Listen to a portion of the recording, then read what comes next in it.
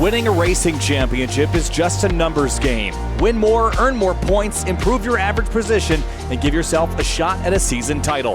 But with a format that quickly eliminates drivers 4 at a time, you'll need to be good and lucky to make it through both rounds of the playoffs and be one of the final 4 that get a chance to win. So it's fitting then that the first race of round 2 of the Area Cup Series playoffs take us deep into the desert, where strategy, rolling the dice, and sometimes being outright deceiving often pay out in Sin City. Welcome to Las Vegas, and welcome to Sim TV. I'm Kyle Heyer, joined by Eric Wineland and Hunter Schleppe tonight. Eric, welcome aboard. Excited to be back here tonight for our 15th race of the season, race 3 of 5 in the playoffs. Yeah, absolutely, Kyle. Thanks for having me on board once again. Unfortunately, no Finian tonight. We're missing you, Finian. But Area Cup's 4th trip in 4 seasons to Las Vegas. What can we see from the likes of the guys toward the top of the championship? We'll get to see that tonight, Hunter. And, man, that cut line gets tight again after the reset from the previous 2 weeks. And guys right on that cut line like Seth Noel, who is a winner this year so far. The pressure's back on again. Yeah, he won at Chicagoland to take the pressure off him to make it into the round of 8, but now he's got to do it again, possibly to make it to the round of 4. He could point his way in, but that's never a guarantee, although with JT Poole, Connor Horn, those guys have been close to winning the last couple of races. Doug Newbigin could have a shot at winning. It could set the playoff grid back by a position or 2, and Brian Hart's only 2 points to the good. Not gonna cut it at this rate. Jake Nichols, though, looking pretty good, plus 35. He won here in Season 2 and Season 3. Looking for the three-peat here, Kyle, as we head into qualifying in just a moment. Yeah, qualifying coming up here shortly, but while the sun is shining here in the virtual Las Vegas Motor Speedway, there are storms brewing all over the east coast of the United States, and that potentially could be a problem for some competitors tonight, Eric, as they might have to deal with power outages or internet disruptions or things of the sort. And it's not the kind of time, or not the time of the year that you want to have that, obstruction to your championship hopes.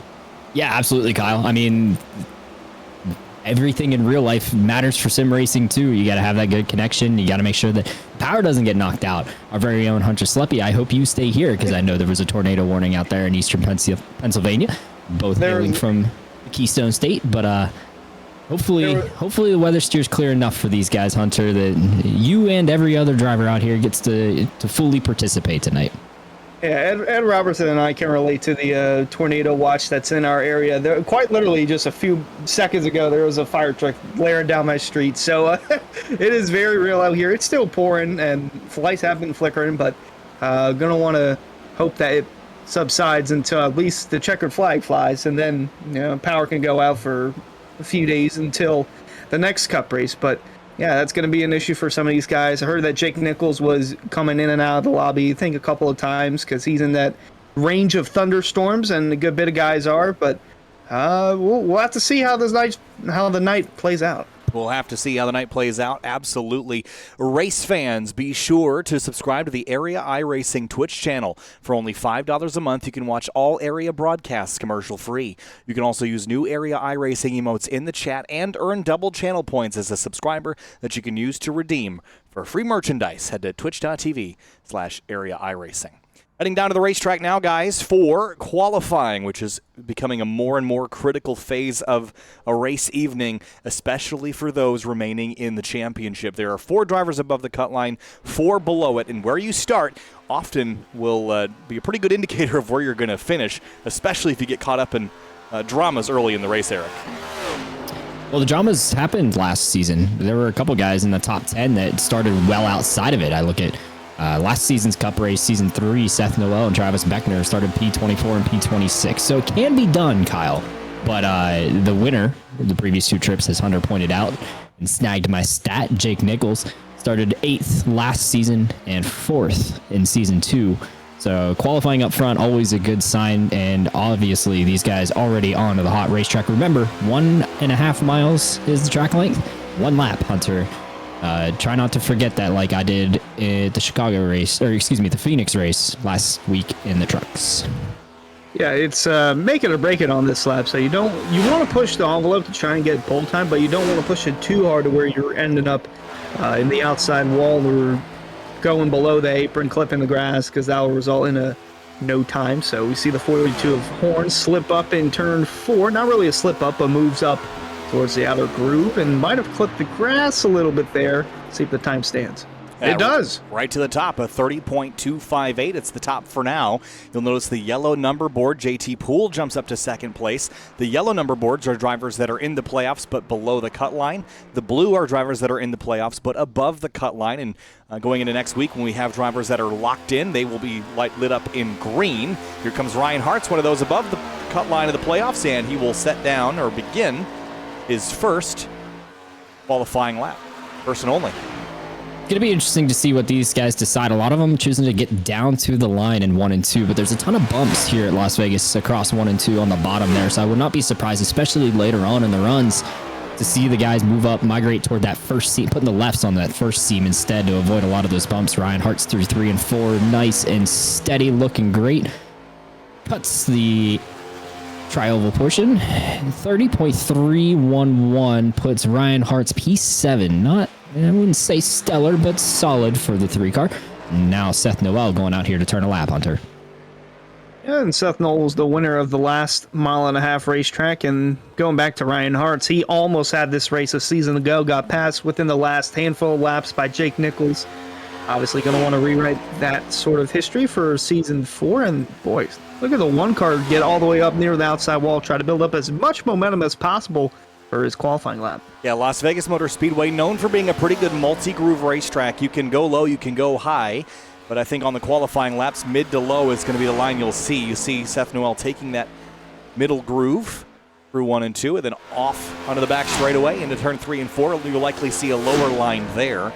While this track looks symmetrical, it is not. It has a very different line in and through 3 and 4 than it does in 1 and 2, guys.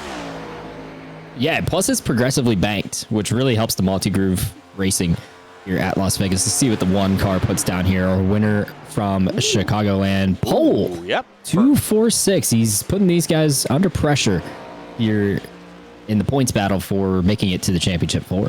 Here comes the 28.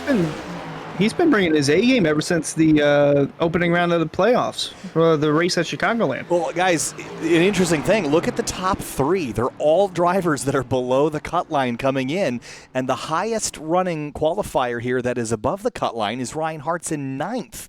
That's a surprising statistic I did not think we were going to see, but as Hunter mentioned, Eric, Seth Noel has really stepped up in the playoffs here, and while he is below the cut line coming into tonight, I don't think it's by much. So he's going to be in good shape to carry on. If Chicagoland goes as this, or I guess if this goes as Chicagoland did, I use all my words at Mid-Ohio this weekend, guys. Bear with me, but Seth Noel is certainly a threat tonight for sure. I want to know who gave him a pep talk and lit a fire under him, because I want that guy as my spotter and pep talk guy. Hype me up going into the rest of these truck races. No, Seth Noel has turned it on to a tear here since the playoffs have started. And honestly, Kyle, I'm impressed that he is able to do this, because he didn't really show it in season 3. It just wasn't a great year or a great season for him. So to have the success he's already had in season 4 here late reminds me of Ricky Springer, Hunter. Didn't Ricky do this last season? Yeah, he needed to win Talladega in order to stay inside the top 20. He already had a win of the season. He won at Talladega, and then he won the next race at, I believe it was the Indy Road Course, and it propelled him into having a shot at the championship towards the end of the season. But you see he's 2 points out of the cutoff, and I'm looking here.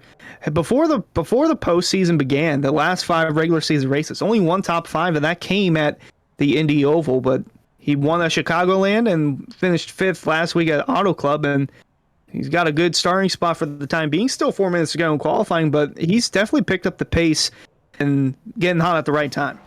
Yeah, certainly getting hot at the right time is such a critical situation for these playoffs when they're pretty rough. We eliminate 4 drivers every 2 weeks. That is a quick elimination. You don't have a lot of time to recover at all. Each week is incredibly important.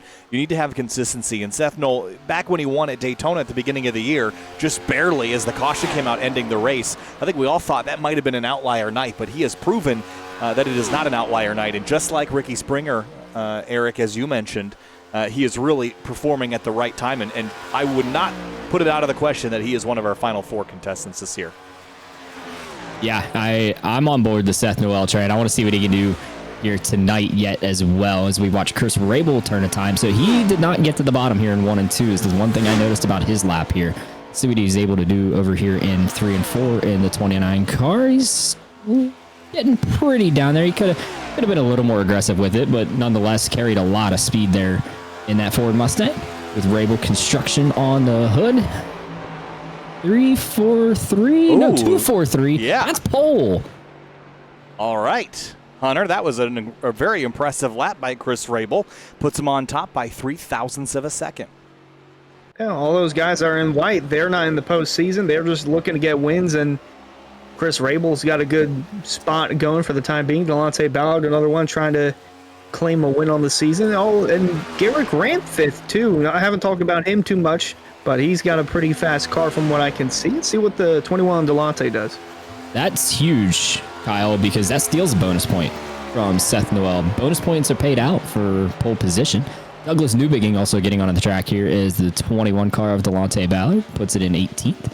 There is James Scioli as well hitting the track. Newbigging just reset. I'm not sure if he just spun out on his warm-up lap. I'll keep an eye on it. Yeah, he has not yet taken the green, so he'll get a chance to go again. Here's James Scioli, who's got the second most bonus points of anybody coming into this round, so he's got a bit of a cushion, Eric, if he wants to use it, but certainly you don't want to use it. He's got something to lean on, just like the 73 of Jake Nichols does, but with the storms that we're seeing tonight across the United States, could that be a factor? We already saw the 67 blinking significantly on his qualifying effort, so I wouldn't be surprised to see some drivers drop out. And James, remember, he almost found himself out of the playoffs in the first round, so you really need to keep pushing despite having all those bonus points. Yeah, he wasn't able to make the start at Chicagoland, if I remember correctly, because he was out on vacation. Unfortunate part of the season is it falls right over the summer. P3 for the 7 car. P2. My timing and scoring in out of him in third. He's tied with Noel on my screen. I'm gonna say he got third, but I guess iRacing will give him second. Well, there's Jake Nichols, the winner of the last 2 races here at Las Vegas. Got a pretty good time going. Boy, that 73 car is always a threat here whenever we get to the 1.5 miles. So see what he can do in 3 and 4. Yeah, and for Jake Nichols, it's clearly not been a bad season. He's leading the standings, but it has not been the dominant season that we saw last year. He had 8 wins and won his 9th at this track last time around, as he goes only 19th fastest. He's won 3 times this year, but he is down 2 to James Scioli, who has won the most. So as far as the competition is concerned, it is closer and better than last year, and that means that Jake Nichols definitely has people to fight heading into these last 3 races. I'm not sure why it was such a bad lap, because it looked clean, but also I believe Douglas Newbigging Yes, got an incident point on his lap because he has completed a lap, but it is not giving him a time. So not a good start to the night for the 71 car. The guy 10 points down from the cut coming in. Got a lot of work to do as we see Jacob Bell, mastermind here at Area. The head honcho turns a lap, puts him P18 just at the death of qualifying. And that will wrap qualifying up just as we get into our race session here. 140 laps tonight, guys. So this one is going to last a while. There's going to be some tire wear. It is the heat of the day here at Las Vegas. This isn't going to be a night race, so that's going to change some things as well. But Eric, as we head into this race, there's a couple things that we'll have to consider from a strategy perspective, also getting onto and off of pit road. But before we get there, we will have to go through our Roasted Gems Coffee starting lineup. Race fans, start your engines with a fresh cup of Roasted Gems Coffee. Choose from some of the finest coffee beans from Colombia and Peru, or try the blended flavors of French vanilla and hazelnut. Use discount code Area iRacing for 10% off your order at checkout at roastedgems.com. So I mentioned all the strategy that we'll have to contend with, Eric. What's our fuel window look like tonight, and what's the over-under here on yellows this evening? Yeah, you'll get a hybrid from me tonight. I'll be up here with y'all and also getting down to pit road to check in on the guys. It is about a 52 to 56 lap fuel window for these guys. So it pretty much breaks the race into thirds pretty evenly with 140 laps scheduled here tonight, pending overtime, of course. So pretty much a 2-stop the whole way, Hunter, and not too much play in the strategy. I'm not expecting anyone to think tires are going to really matter. for any sort of 3-stop strategies like we saw in the truck race at Phoenix last week for the Weishart group. But 2 stops the whole way. It's all about track position here tonight. So let's roll through our Roasted Gems Coffee starting lineup. And Hunter, why don't you roll through this with me here, and we'll skip row by row. Time to get things rolling here this evening with our Roasted Gems Coffee starting lineup. Chris Rabel on the front row. It's James Scioli that will start second in the number 7, the first playoff competitor. In row 2, it's a pair of playoff drivers that are entering tonight below the cutoff. It's Seth Knoll going to roll off third. Connor Horn on his outside in fourth. And row 3, it's JT Poole in the number 26. He starts 5th. Garrett Grant starts 6th in the number 5 Toyota Camry. In row 4, David Weishart going to roll off 7th, and Ricky Springer going to roll off P8. And 9th place, it's Michael Curhan in the 24. And Greg Mitchell starts 10th in the number 2. Ryan Hartz rolls off 11th on the grid, and alongside him is Travis Beckner in the 28, going to come out P12. And 13th place, it's Tyler Nichols in the 41. Rafe Slate starts 14th in the number 8. And Connor Okrezik will roll off 15th tonight, and on his outside will be the pink, number 11 of Jordan Martin. And behind them, it's Ryan Swan in the 67. He's had some issues with internet tonight. Jacob Bell starts 18th in the 77.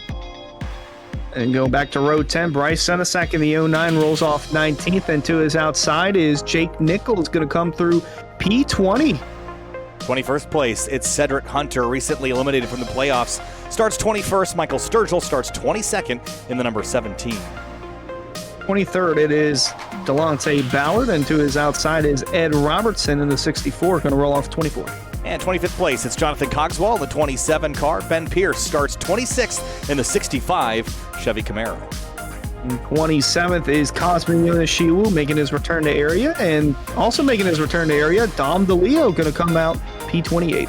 And 29th place, it's Cameron Hearn in the number 4. Douglas Newbegin in 30th in the number 71. Then it's Skylar Shackelford and Dwayne Culberson wrapping up the rest of the field here. As cars begin to roll, well, this is fitting. Eric Wineland, the broadcaster pick standings. Hunter, Finian, Eric, and Kyle in that order, although my average points per pick is right behind Hunter's, who has an average points per pick of 35.2. So, Eric, who you got winning this thing tonight? Oh, no. I'm going to make sure you pick first, Kyle. Let's hear yours first. Well, I am certainly singled out and highlighted for not picking the 24 of Michael Curhan. And while he will be starting in 9th place, a little bit further back than I usually pick, I will pick Michael Curhan just so I'm not highlighted next week. Hunter, I'm going to defer to you to go second. I'll save the best for last year. Well, I'm going to go with Jake Nichols. He's going to come from 20th in the field to first. Okay, well, you definitely absolutely stole my pick, and I should have picked off first. No, I'm going to pick the driver of the number 1 car. He's hot right now. Last season, average running position in this race, 4th. Seth Noel will get it done tonight here at Las Vegas. I like that pick a lot, actually. Here's also a look at Dom DeLeo. Got an onboard cam for Dom tonight. First time we've had that. But 140 laps, the playoffs, round 2 from Las Vegas Motor Speedway. There are just 3 rounds remaining in the 2023 Area Cup Series season. Just 2 races remain after this one. Green flag, and we're racing in Sin City.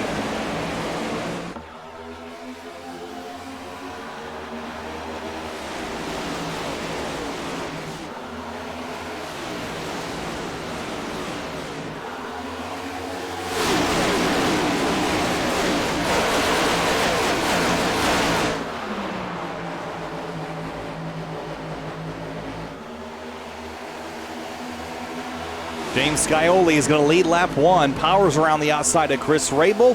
Here comes Connor Horn in that 42. Eric, as they head towards turn 1, a little side-by-side with David Weishart and Seth Knoll. Already running in his average running position, Seth Noel battling for 4th away with David Weishart right here. I'm looking at that 51 car, guys. Ricky Springer just ripped the top in 1 and 2 and gained a couple spots, and here he comes around the top side. And he's looking to make it 3 wide there on the 5 of Garrett Grant and the 2 of Greg Mitchell. Grant did not have a good initial start. Saw a little check up there on the outside lane, but Springer is locked and loaded, and he's already making moves inside the top 10. That was very tight leaving turn 4. Almost got squeezed into the outside wall by the 5 of Garrett Grant, who's going backwards, and he is struggling big time here, Eric, on that outside lane. No rubber up there just yet. He's going to burn the right rear off. The consensus in practice for guys was it was probably going to wear more right rear than right front, and Ricky's just kind of making it worse up there, so he's going to get back down to the middle. Connor Horn, meanwhile, Hunter has gone to the lead. That's a bonus point for a lap led for the 42. Much needed bonus point if he's outside the cutoff line. I believe by 3 points heading into tonight, so every point matters. We look a little further back here. The 8 of Rafe Slade on the outside, trying to get alongside the 5 of Grant. Not going to be enough. Beckner is going to slot in right behind him, a playoff driver, and Springer still working on that outside groove. Travis Beckner in that 28, again, playoff competitor. Is the aggression going to pay off for these final 3 rounds of the season? Started 12th, he's sticking to 12th right now as he tries to work over the 5 and the 8. Garrett Grant obviously going backwards here early, but trying to find where his pace was from qualifying. That put him up in 6th to start. Big push there mid-corner. I think Garrett Grant got across the bumps pretty poorly right there. You saw him push up the racetrack and Travis just take the cut right underneath him. Oh, Garrett gets a little help from Ricky, and they're not going to try to shut the door this early in the race. A little bit of give and take right there. Good to see, but no give and take from Ricky Springer. This man in VR is still ripping the outside. I just don't know how this is going to work out. Like I said, I think he may heat up that right rear a little too much. I like this line in 1 and 2. Stay off the bumps, make it feel a little bit better. Don't push like Garrett Grant just did the previous lap around. But Ricky Springer going to try to make some progress here on the top. He's going after Greg Mitchell, who just was eliminated last week from the playoffs.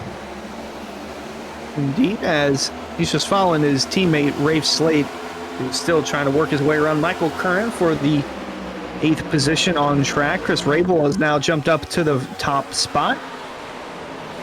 Where did he come from?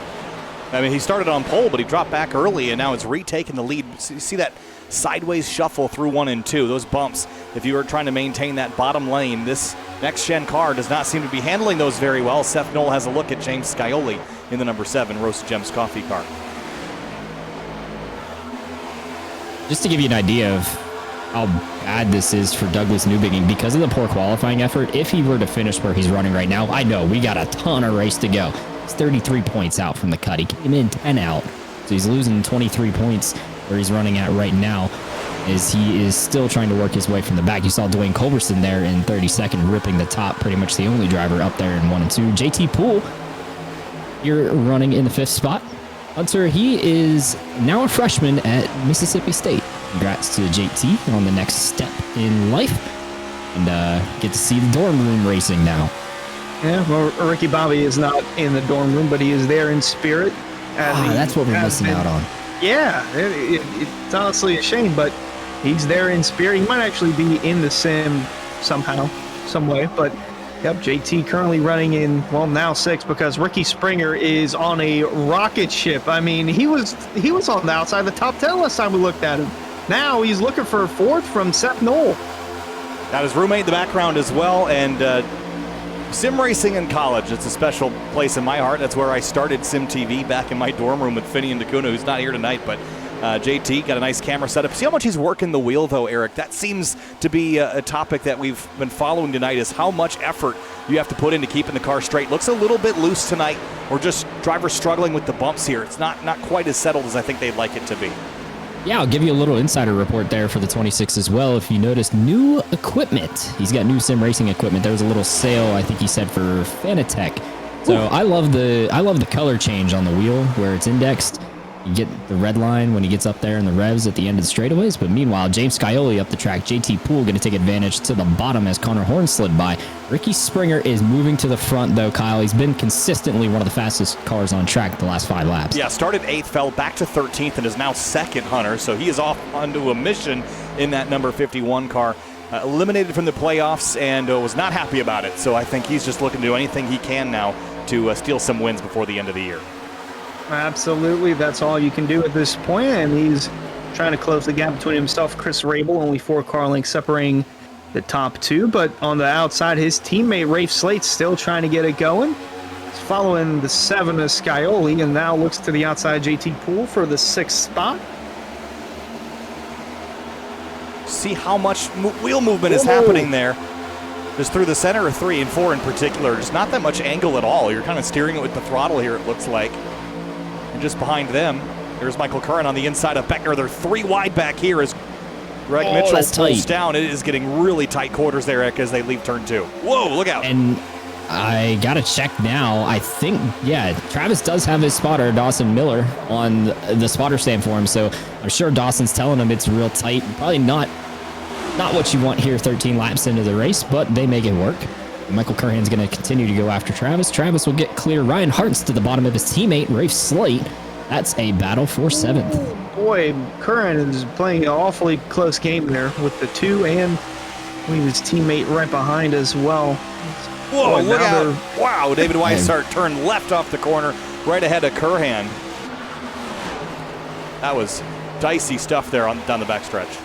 I think Rafe got a little bit out of shape too, which might have not helped things 3 wide. Here we go. Connor Okrezik to the bottom. He's going to cut the the tri-oval, excuse me.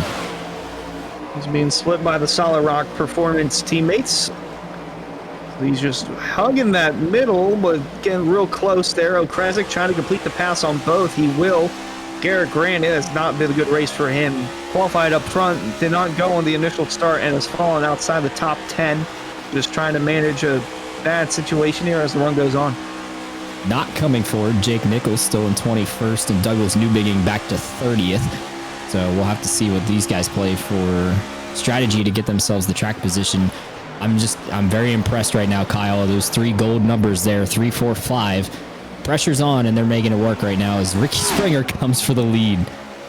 Wasting no time down to the inside here in the 51, and new leader, Ricky Springer.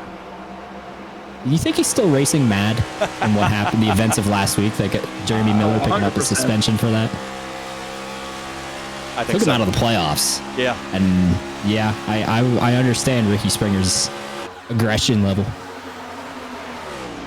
Well, it certainly is working for him right now, but is he burning off tires too quickly, Hunter? That's a fear I have when you drive to the front that aggressively and that quickly. Are you going to waste rubber that you could use later in this run? And Seth Knoll is running him back down, and Connor Horn, JT Poole, we'll keep our eyes on those two. Generally pretty decent in the long run as well, but this one car creeping back forward in that yellow number, Hunter, as we complete lap 17. Yeah, I gotta think that when he got loose there in 1 and 2, it had to have scrubbed off a good bit of tire wear, but he found something in the middle where he wasn't completely using the third group, which he was having a few issues there, but it might wear a little more than others. And Seth Knoll trying to complete the pass here on Rabel for second. He will. But yeah, you see Springer there. He's still running that middle to high groove, which is going to be key as the run goes on. And Whoa, car on the grass.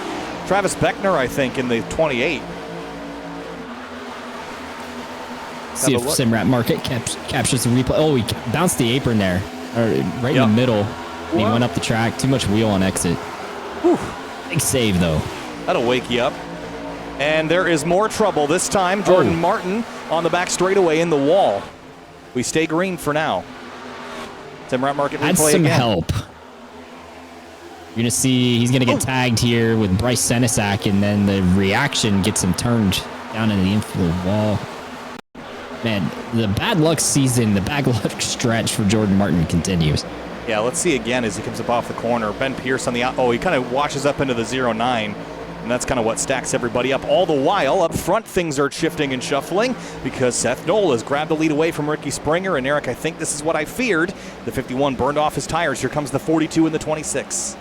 Yeah, to give you an idea, I mean, Chris Rabel started on pole. He kind of sat and bided his time. Then he drove out to the lead, and he drove a second plus ahead of third place at the time, who was Seth Knoll, excuse me.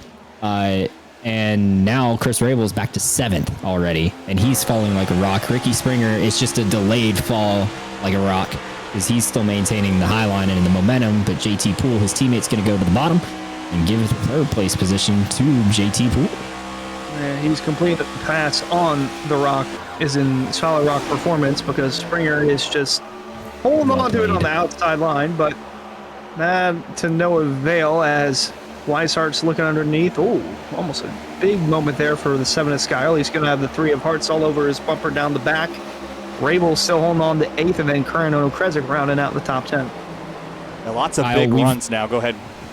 I was just saying, we've hit that crossover point. Guess who's creeping himself up the leaderboard right now? You see him there in 14th place, Jake Nichols. working his way forward. It always happens, and this is a track that it seems to happen to the extreme. But Jake Nichols, slow in the early part of the run, but he is saving tire for later in that run. And last time by, ran a 30.956, was the second fastest car on the racetrack. So he is moving and moving quickly. And the 51 Hunter, I think, is trying to band-aid his hurt tires by carrying some more speed right up against that outside wall, but he's still falling down the order. Trying to put a couple band-aids on because it's the rapid loss for the 51. Is that Rabel might make it 3 wide here when they approach the exit of 2. Nope, not going to be enough though. Ooh. But that was close. That's the burnt right rear. Yeah. Guys, that Ricky Springer has now used up his right rear. He's got it angry. The temperature's up on it, so he's just going to continue to get looser. And I mean, running the top is only going to make it feel worse, I think, especially over here in 1 and 2. 3 and 4, you put a little more wheel in it, especially to get on corner exit. But 1 and 2, nice open entries where you can really feel loose. He's going to run real tight with Chris Rabel right there. Yeah, really tight quarters here. It's a busy area of the racetrack off turn 2. The 29 bobbles, and here comes Okrezik to the inside of the 14. Big run. And meanwhile, Jake Nichols is joining in on the mix now as he continues to climb towards that top 10, although I'm not sure if it's a good situation to be in with how close the 51 has been to the 2 and the 14 and the other cars around him. The man he ran up front with last season, Jake Nichols ran up front with last season here at Las Vegas, Ryan Hart, is the fastest man on track right now, Kyle. He's creeping his way up. He's up to 6 now. Is someone who is that rejoining the racetrack on the bottom? Brian Swan was loose out of 2. He's rejoined it. But some things change and some things stay the same. And who is quick at a given racetrack in a given condition is probably not going to shift a whole lot from season to season. But Jake's still got a long way to go. We're about halfway through this fuel run, and he's only made up 7 spots. But I just imagine he's going to accelerate that forward momentum as the tires burn off more. Springer's the cork in the bottle here now, guys. There's a 1.5 second gap up to 7th place Michael Curhan as the 2 and the 51 continue to battle. So if I'm splitting this evenly with the 2 stops that we need, 46, we call it 47 laps a stint, Kyle and Hunter. So that's my ideal target laps are 47 and 94. And for guys like Chris Rabel and Ricky Springer, I might move that first pit lap up a little bit here now that I've spent the tires and try to open save a little bit on the back end of the run. In the next 2 stints, Chris Rabel still fighting away with Travis Beckner, who had that big save earlier in the race. Were you just calculating 47?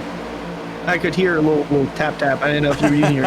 You know, the calculator always burns when Eric Weinland is on iRacing, whether I'm in the cockpit or in the broadcast. Look out, guys! The 29 spins, collects the 51. Everybody scatters. Crash, caution, lap 29. Look out, Tyler Nichols. Tyler Nichols! Oh, he's going to sprint right into him. The 28's in it, guys. Playoff competitor. Travis Beckner has big-time damage. Oh, the aggression level in Ricky Springer just went up even further because Tyler, no issue with trying to get to the bottom, but these cars do not stop on a dime, especially when you lock them up. Now let's go back and look at this again in slow motion coming through turn 2. Watch the 28 and 29. Rabel kind of turns down the track here as he goes to the middle of the 51. And does he have to check up right there? You see him get loose, and he has to check up. And the 28 almost gets through here, but right here he's going to get turned by the 51 across the racetrack, and he's going to get hit again, I think. Yeah, slide's actually staying right down the racetrack. Oh. Bam! Oh, Cameron Hearn. Nowhere to go. He actually Cameron looked like he was screened by the issue. Cedric Hunter in the 07? Yeah. Cameron gets screened by Swan and Ballard, and watch the pink car there. Wow, what a move. Yeah, this is a big hit, though, for the 28. He gets absolutely clobbered there, and that could be the end of the night, and that would be catastrophic for his playoff opportunities. Here's the onboard with Cedric Hunter. Watch all of it. Top middle of your screen.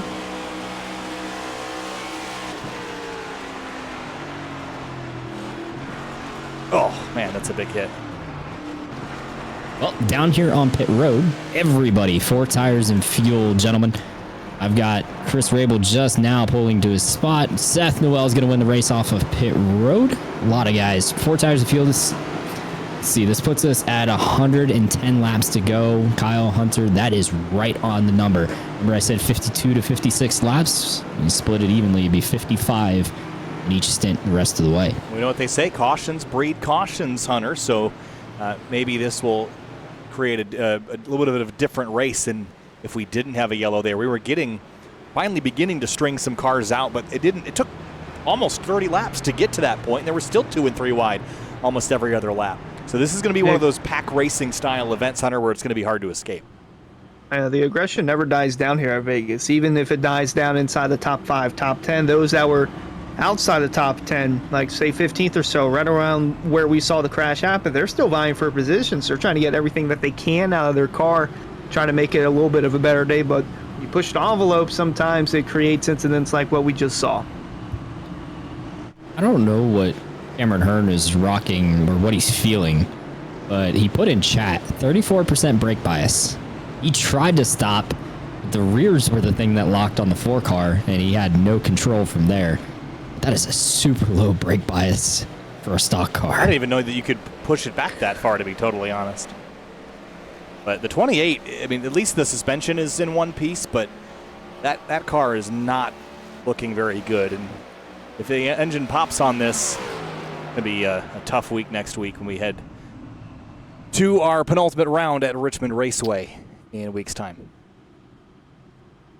I think we're 1 to green, and he's coming back at pit road. Yeah, we are 1 to Is green. the 28. So, and he's down the, if you ride on board in his cockpit, his wheel's a little to the right down the straightaway. That's probably normal. Maybe the toe is a little offset, but not a good look for the 28. Toe's the last thing I'd be concerned about. It's the engine damage that he almost certainly has after the impact that he took. That was a big hit there. But coming back to the green flag this time, 32 laps complete of 140. And they were clicking him away pretty quick. We will get right back to it. Seth Noel, Connor Horn. Let's keep an eye on that 42, guys. Good speed over the long run. Same with JT Poole, and David Weishart restarts in 3rd. Here we go. From Las Vegas Motor Speedway, the Area Cup Series playoffs are back underway. Green flag back in the air. Dom DeLeo out of line there in the background.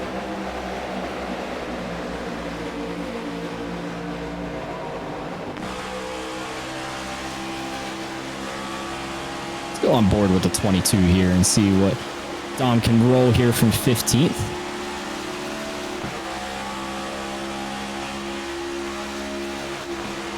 Wow, that was close between Okresic there and the 21 of Delonte Ballard. Seth Noel leads the way through 3 and 4. Big push there by the 2 of Greg Mitchell in 3 and 4. He kind of rode up the racetrack, but side by side behind him, JT Poole and David Weishart.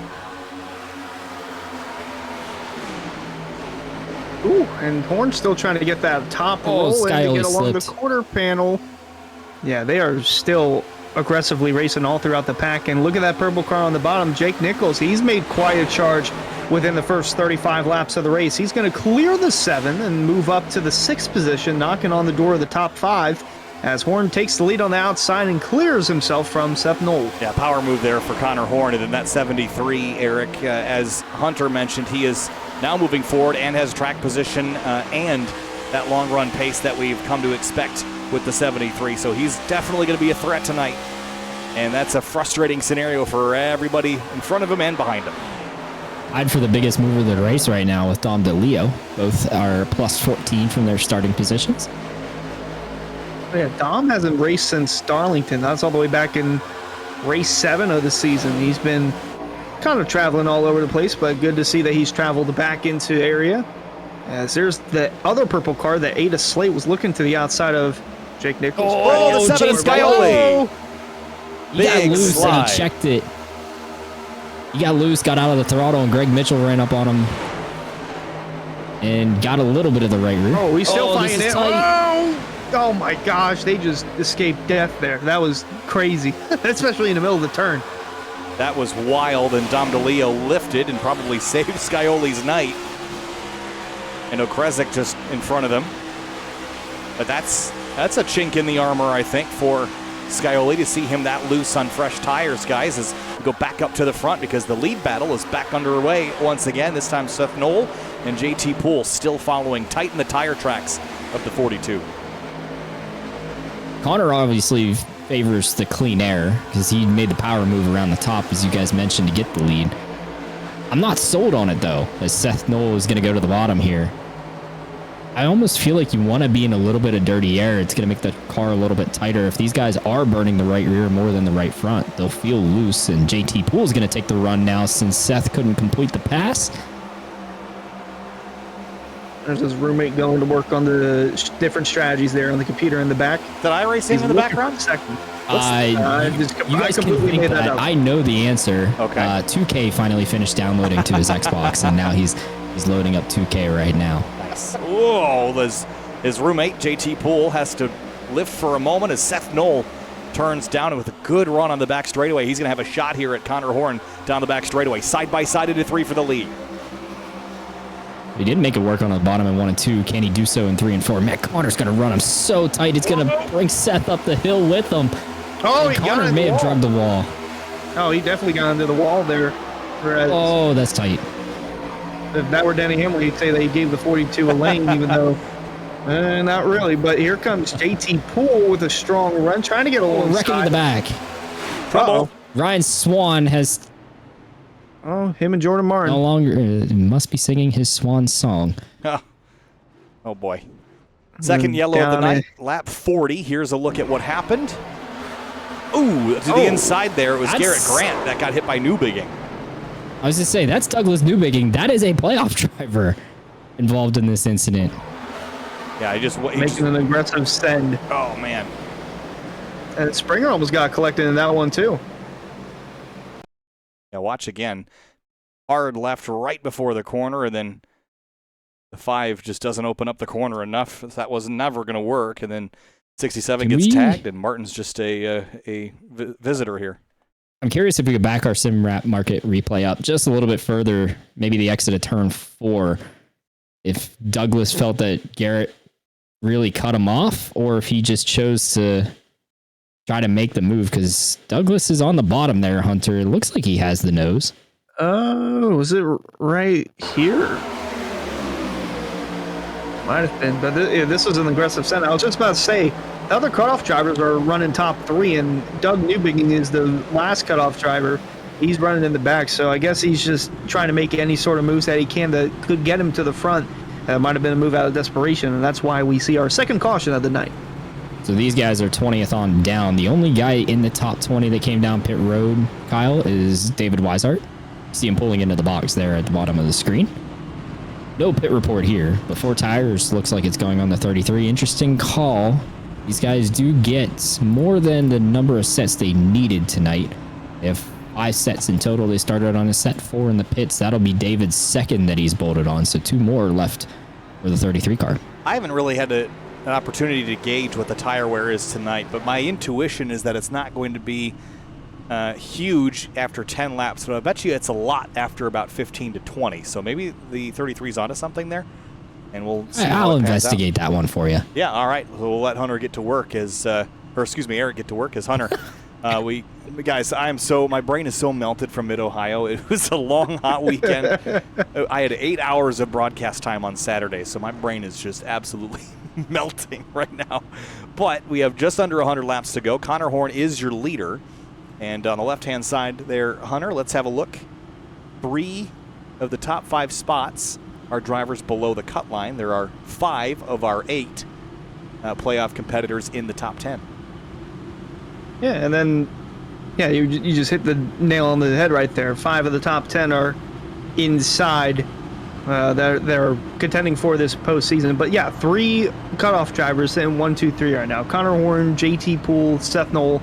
They've all been arguably the fastest, if not one of the fastest cars on the track. And is that no? Yeah, that is. Travis Beckner stopped on track. Not sure for what, but interesting there. And he is also another playoff driver who is not having a good night after being caught up in that wreck, and still got more than halfway to go. But it's not looking good for Richmond for the 28 of Beckner. Not off to a good start tonight with that accident. He is 9 laps down, so not looking good for him at the moment, but still has another race to pull it through, and I think Richmond will be a good track for him. Race fans, be sure to visit simwrapmarket.com for custom iRacing paint scheme templates that are simple to use and help you stay more focused on the racetrack. He could pass Cameron Hearn. He disconnected from the lobby. He's out for the night. Only 2 laps down compared to Travis Beckner. So Hearn 7 laps, Beckner 9 laps. He can pick up that spot easily. That's huge for him. He needs every point that he can get, especially after the night he's had. And everyone outside of 20th has come down pit road. So that's another thing that we'll keep an eye on as Eric does his investigative work. And there's the 1167 who are a part of the most recent caution. Yeah, they were both victims in that one, so I don't think they'll have any hard feelings necessarily. Neither of them started it. They just were the ones that ended up being in it.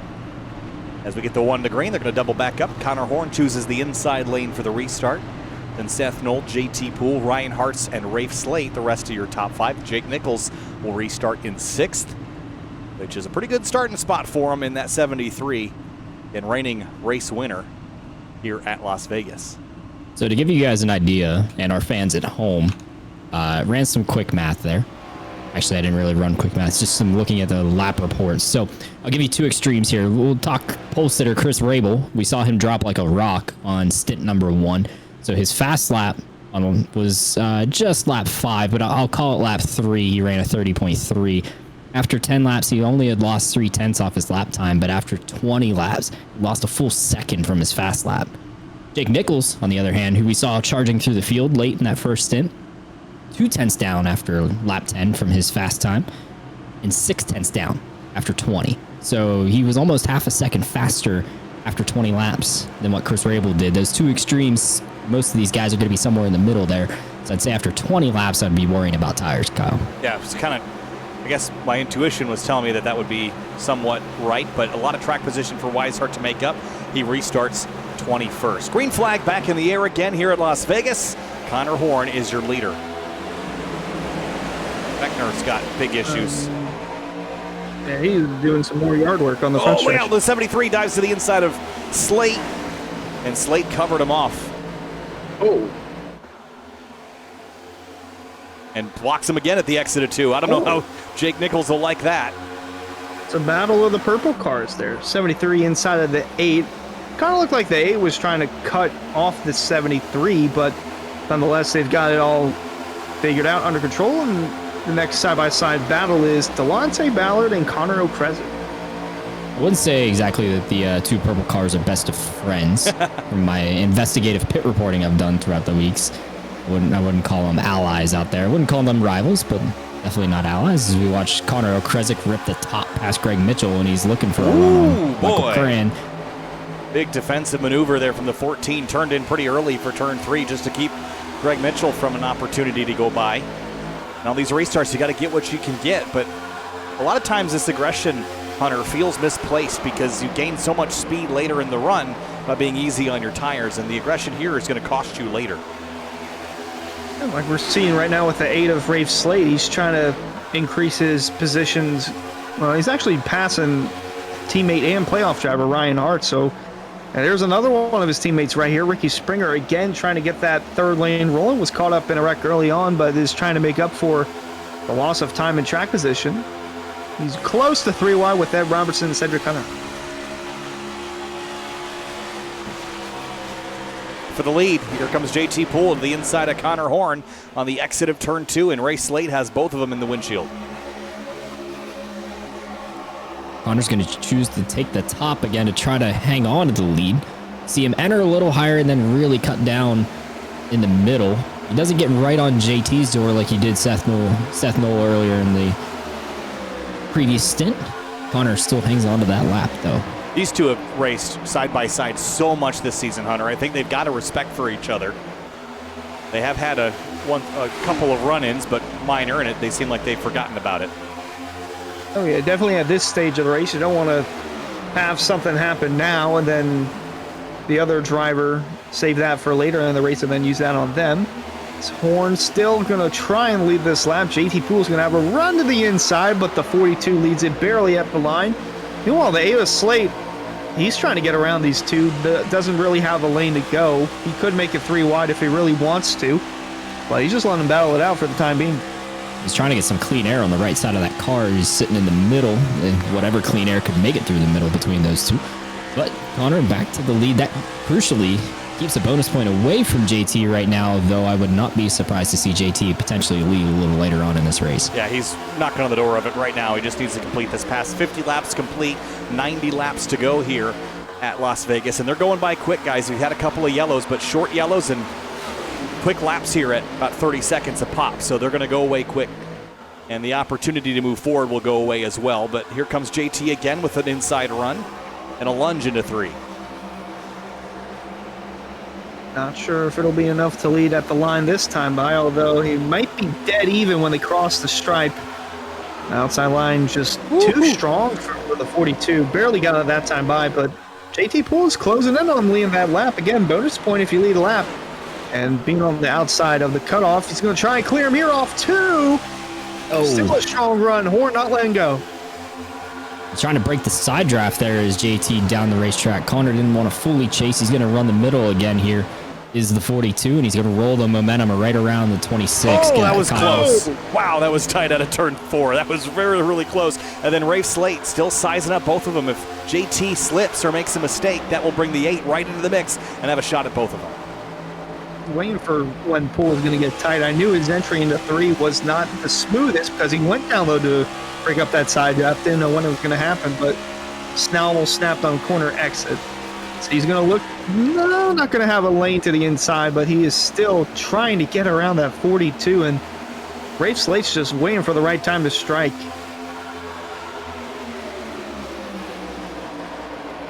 Across the line, it's a 3-car breakaway right now. And behind him, there's some battles. Jake Nichols, Seth Knoll, Michael Curhan, Connor O'Kresick. Big slide there by Knoll mid-corner here, and that's going to bring Curhan into the mix. You saw the purple car. Jake Nichols turned down the racetrack there in 1 and 2. I saw that too, Hunter. And he took the air off the nose of the 1, and that really got the 1 to push up the track. He might do it again here in 3 and 4 as we go back to Dwayne Culberson rolling the top around Ed Robertson. Solar Flare, we didn't mention this yet, Hunter and Kyle. The team championship, Lucky Duck Motorsports still leading as Connor Horn still leads. But Solar Flare right behind them on their heels, 9 points back. And remember, the best 2 finishing drivers for your team is the points you earn for the week. Solar Flare trying to get their guys toward the front. Ricky Springer caught the wall there off 2. Drivers getting really aggressive deeper in the field as well. Saw some big moves down the back straightaway.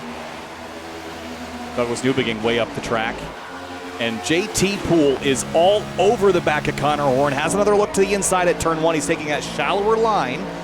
But Connor's covering him up. This is a great battle between these two. But look at a slip up for the 42. That should bring JT into the mix. Side draft that quarter panel. Here he comes. He's got to have the run from the Ada Slate as well. Horn clipped the bottom, clipped the apron a little bit. JT almost got him. That was so close. Is he going to clear him? He does.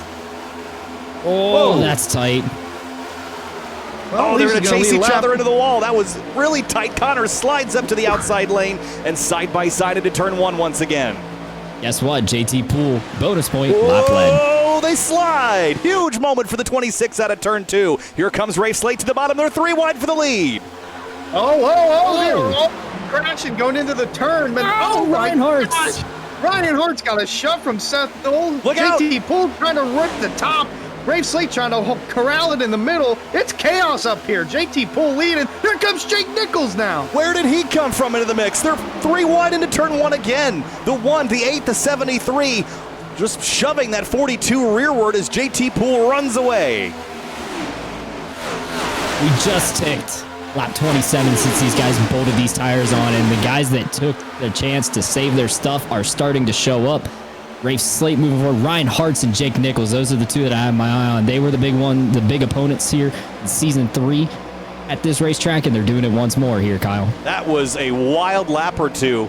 We'll have to go back and watch that one again later. JT Pool leads the way, picks up that critical bonus point. Again, came into the night below the cut line in the playoffs. Absolutely deserves a spot in that Final 4 with how good he has run this season. Look at Jake Nichols taking him 3 across into turn 3. Trying to get underneath the 8 of Slate to complete the pass. Horn's running the third lane up. Michael Curran following his tire tracks, but almost a huge moment there. And statement block from the 26 of Poole as they are still side drafting aggressively up there. The 8 of Slate and the 42 of Horn close to touching in the middle of 1 and 2. Oh, my touch here. They're going to touch. Oh, my gosh. That was close. Rafe is not happy with the 42. You see him. Crash. There it is. The 42 slides down the racetrack. Rafe Slate makes contact with him. Everybody behind him has to check up. These two are just at an absolute brawl right now. Yeah, Horn is not having a good time right now. No, he's having the 24 pushing 3 wide. 3 wide again going in the corner. Look out. Here comes Jake Nichols from the bottom. He says, get out of the way, guys. I want to be ahead of whatever is about to happen between these two. And that's still tight side drafting down the backstretch. Yeah, Connor Horn has got to be upset right now with the 8, but what can you do? Oh, we got to spin at the back. Delonte Ballard in the 21. Yellow is out. And that is going to be a huge relief for Connor Horn to finally get doubled back up. But let's have a look at what happened here for Delonte Ballard from high above. He's battling Skylar Shackelford. And the Cosmin 84. Yoda, yep. Just tagged him in the left rear enough, and then... Got him again. Well, DeLon's just trying to save it at this point, and he's not having any luck. So Cosmin just kind of rolled right into it. That we saw that. This happened to DeLon at Chicago. He got nailed in the left rear by Garrett Grant on the last lap, very similarly. As Solid Rock is not happy with Connor Horn whatsoever on the radio. Honestly, Horn is racing for everything he's got right now. He's contending for the championship. The 8 of Slate is not. So I can sense the frustration with, hey, it's positions on track, but they're not even halfway through. And again, they have to think about the bigger picture. The 42 is going to be more aggressive because he's trying to make it to the championship 4, whereas the 8 of Slate's just trying to win the race. But yeah, and I guess I don't understand. I didn't really see what the 42 was doing wrong there necessarily. There was some close racing, but I don't know. 42 was kind of on the outside for most of that, which is kind of the least advantageous position. But definitely, I can tell that emotions are high right now, guys. That was a pretty wild couple of laps. And actually, while we've got a minute, drivers are on pit lane. I think we should go back and look at some of it.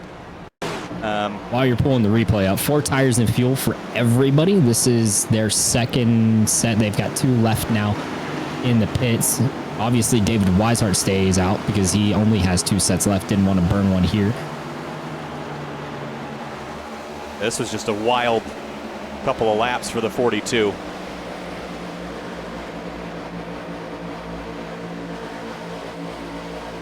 Just kind of got swarmed here.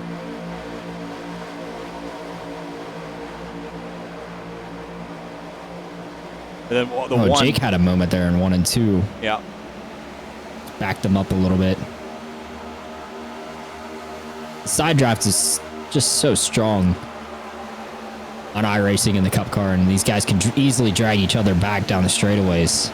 You saw that to great effect between the 8 and the 42, and you watch Jake Nichols turn under here for 3 wide, Hunter. I think it's the next lap where he does it.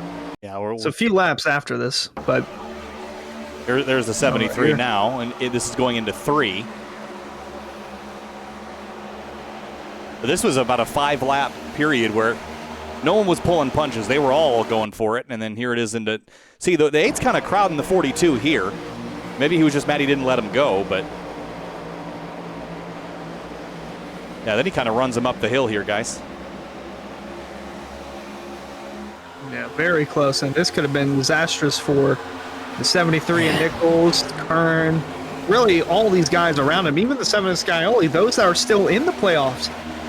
They would have crashed right there. They could have taken out the top 2 drivers in the points, and we really could have had a topsy-turvy point standings after this, but fortunately that was not the case. Yeah, that wasn't... I mean, the 42 was going dead straight there. The 8 kind of ran up into the side of him, so I don't know that there's blame to be placed on the 42 for that particular incident, but definitely emotions running high here, guys. We have a long way to go, so they have to keep it in check if they want to make it to the end.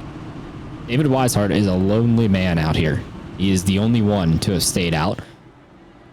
now 22 laps on the tires for the 33. You're going to see him drop like a rock Yeah, here on so this restart. I guess I liked being ahead on the strategy. I don't know why you wouldn't have just come down pit lane and cut your loss there, because I don't know that this is strategy I would have pulled. I like being on the tire advantage, not necessarily with a restart of 20 lap fresher tires behind me. What is it, 76 to go as they cross the line right now. They'll get a restart with 75 to go. These 2 sets across those 75 laps puts him back equal with everybody. But yeah, he's I guess I understand the play he was trying to make and hoping it would go green. Obviously, Rafe Slate and Connor Horn proved that was not going to be the case, though they weren't the yellow. See Travis Beckner rolling back there. By the way, Travis did pass Cameron Hunter, which puts him in 30th position. He's currently 14 points out of the cut. He was 15 to the good coming in. So a 29 point swing for the 28 right now. Huge implications for his playoff hopes.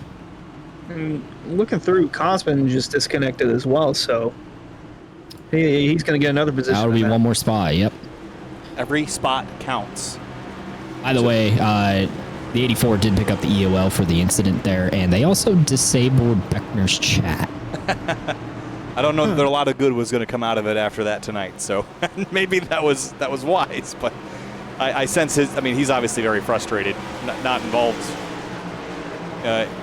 for an incident that was really his doing. So that's a tough one to swallow, especially when there's only one more race to make it up. But Richmond he's pretty good at, so I expect him to be in the mix as we get back racing here. Lap 66 of 140. Good restart for David Weishart. He's going to need it. Run with those fresher tires behind him. Oh, wow. The 8 of Slate did not go at all. Wide. Who is that going up the middle? Skylar Shackelford in the 88. It's going up the middle. He's trying to find a place to go. He's got Greg Mitchell way down at the bottom now. That is not a good recipe back there at all. Oh, Culberson all the way up. This is going to get tight. Oh, man, lots of movement here. And the 8 and the 42, they are like magnets tonight. They can't seem to get away from each other. Ryan Hart's up in second, by the way, still chasing a win on the season. And that's big because he has not led a lap yet. Yep, and well, he's not leading just yet. He's still got to run down Weishart, but JT Poole to the bottom, and then Scioli back in the throw.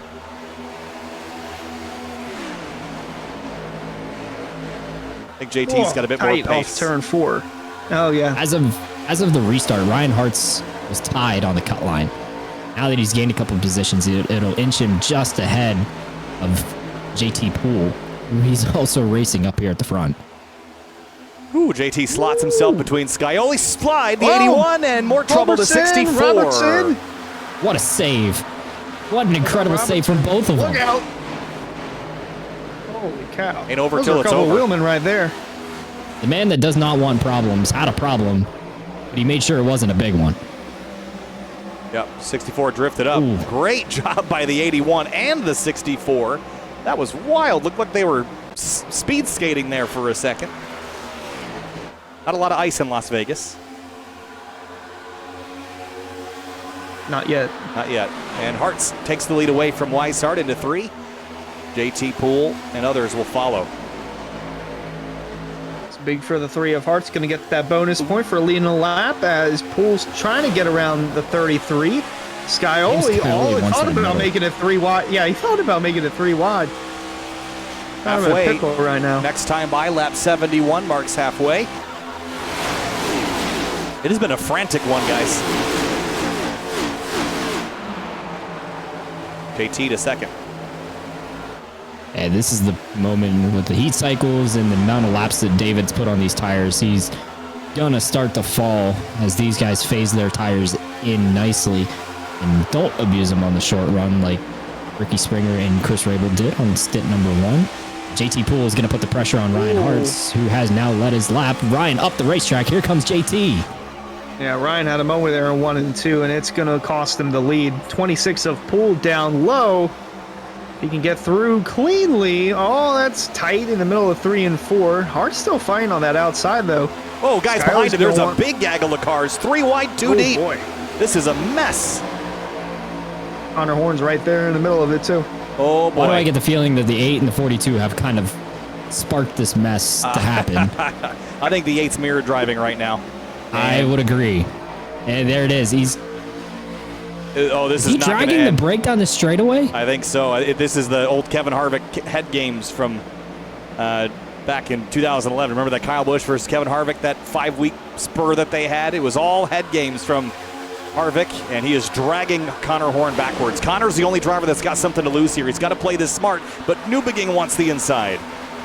Is that the culmination of the Darlington, I'm going to turn your car into the pit wall after the race? Yeah, I'm also thinking about Homestead and Pocono, where Harvick ran Kyle way down under the apron, into almost towards the pit wall, and that culminated with the Darlington Here thing. comes the 8. He's going to slot right in behind the 07, and he might continue the same shenanigans with the 42, but back-to-back weeks where 609 Motorsports and Solid Rock Performance are going at each other's throats, if you will. But Connor's being incredibly patient with this because they have been dragged backward almost to 20th. And he hasn't given up on it because I think he knows he lays the bumper on him and it's all hell's going to break loose. E15 for the 42 right now, which puts him in a really bad position points-wise. Whoa. Weishart. Oh, Four wide. wide. The 42 to the outside of Cogswell, Weishart, and Slate. Oh, Newbegin 1 and 3 wide. I think Connor did that solely just so he doesn't stay behind the 8, because he's going to have a nice run here off of 2. 8 might try to slide up. No, he's not going to do it. Here comes the side draft. Oh, boy. Oh, yeah. By the way, Connor, with where he's running now, guys, 13 below the cut. Wow. I mean, Now this that is he's lost all these spots. feel like a storm chaser watching the cloud fronts collide. And he's I almost... hate to break it, but meanwhile, as this is going on, JT Poole and Skyly are swapping second place like crazy, and Jake Nichols is joining in. Could make it a 3-car battle for the runner-up spot. Yeah, Ryan Hartz drove back to the lead while we were watching Horn Slate kerfuffle. It backed the whole field up while they were sorting that one out. They finally have. There's a notable gap between, is that Cedric Hunter in 10th and Ben Pierce? Ben Pierce, that's a name we haven't really called out much this season. That 65 car has cracked the top 10 in 9th, having himself a great run as part of Solid Rock Performance. I don't know if he counts for team points, but he definitely helps them out on the racetrack when he's able to get here. Yeah, nice run for him so far tonight. As Hartz leads the way over Scioli. Here comes Jake Nichols to the outside of Poole.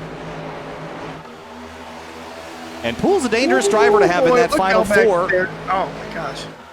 Sorry, Michael Sturgill and Michael Curran cut it close there in the middle of 3 and 4. I was going to say, JT's a pretty dangerous driver to have in that final 4 because he has just been so fast at some racetracks. And I think Jake Nichols would like to bury him in the points and not have to worry about him. Kind of a wild card, new to the series, new to the league this season. What a block from Shackelford. Yeah, I think he's doing some of Connor's dirty work here. I was going to say, that's a 609 Motorsports teammate in that 88. Oh, boy. He is getting the 8 away from the 42, so Horn has some clear running. It's not going to work. No. Slate to the inside.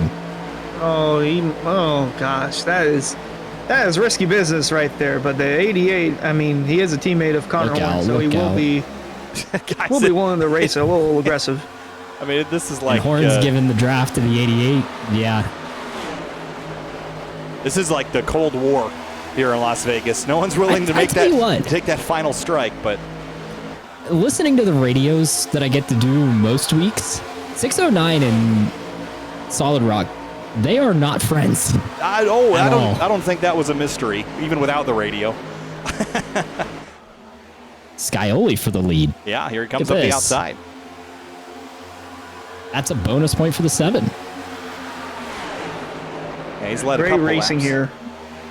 Holy cow, and Curran might join in on the mix. Oh my goodness. Just side by side all throughout. Here we go, 3 wide. Guys, this racing has been phenomenal tonight. Here comes Seth Knoll back into the mix, the pole sitter on the evening. And JT Poole pushing forward here. He's loose in 1 and 2, though. He can't keep it rolling. 5 cars under a blanket out of turn 2.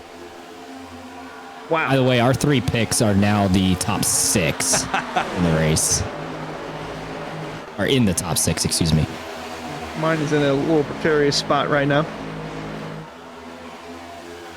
Yeah, Michael Curran has worked himself up here with Connor Okresic, and there's a gold car we haven't talked about much tonight either. Michael Sturgill in the 17, making his presence known here in the top 10.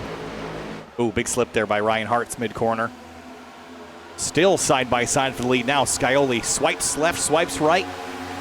Leads the way into 3. This has just been a scrap tonight. Look at Jake Nichols going way high now. Curhan re-entering the fray. Are you saying James has experience on Tinder? Well, let's hope he finds a match tonight. It is Las Vegas. What happens here stays here. Well, for some people, that is. Finally, Right on board with Michael Curran.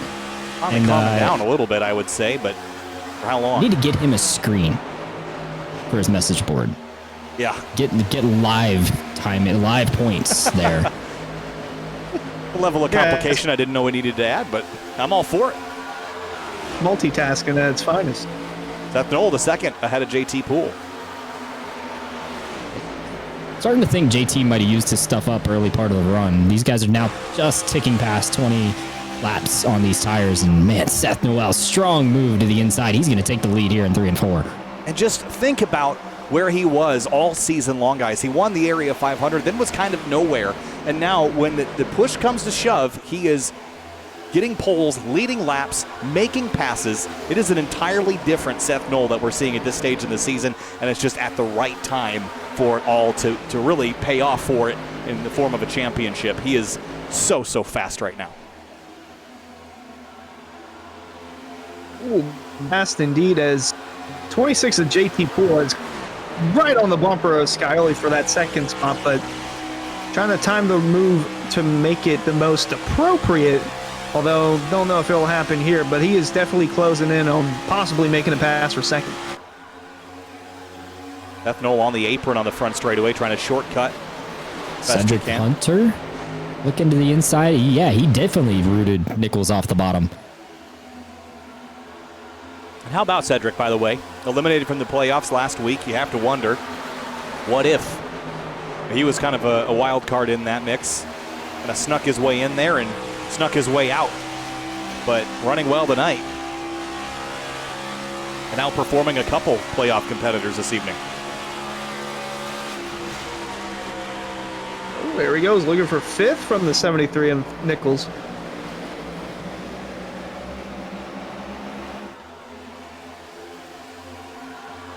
Some other battles happening in the background. It's the 27 of Cogswell and Dom DeLeo in the 22.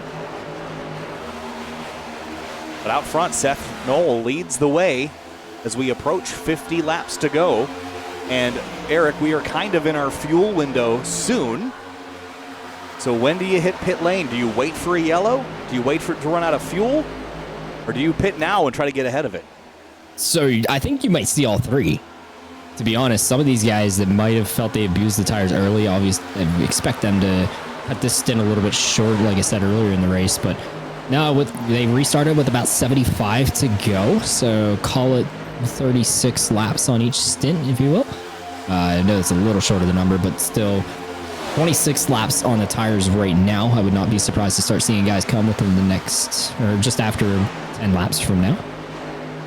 I would also not, I definitely almost guarantee someone is going to try to run this long, trap some people a lap down, run the fuel long. Greg Mitchell nearly flirting with disaster as we look from our SimRep market replay. Just got way too high coming out of 2 after having a moment. Yeah, he definitely had a moment and had to lift, and it cost him. JT Poole falling backwards all of a sudden. Here comes the 24 Curran on the outside, and Connor Horn's back in the mix. And Eric, I think you're right. I think JT might have burned up his stuff a bit too much, and I could see him being one of the first to pit because he's losing time right now. Yeah, if we get a chance to ride on board with the 26, you'll see that the facial expressions have turned very serious. So he knows what situation he's in right now, and not a fun time. His smile, he's having to work really hard inside of Connor Horn here. That'll move him back to 8th. You see that car's just so loose. He burned up a little bit too much right rear, put a little too much heat in it. Now he's having to pay the price, much like his teammate Ricky Springer did in stint number 1 of this race. Yeah, you saw that steering wheel come back center. See it again there. Big move to the right. It's not handling very well. Curhan almost got in the wall out of 4 ahead of him. But definitely some struggles in handling for the 26. By the way, that pass by the 42, they are tied for position now, the 26 and 42, but they are both 7 points below the cut, which is currently occupied by Ryan Hartz, who is in 4th currently. We watched Douglas Newbigging, the other guy in this playoff picture, was 10 points down coming in, Hunter, and it's not been a great night. Qualified terribly, but he's just now cracking the top 10 on the Insider Race slate. Yeah, getting better as the run goes on, alongside the ATA slate, trying to crack that top 10. He's going to need a little more help. Oh, not going to clear there, so the 88's going to go on his outside. Ricky Springer's on pit lane, guys. That was 30 laps on his tires. See what he's able to do if the track position flip can work out. 47 to go right here. It's the driver's cost of line.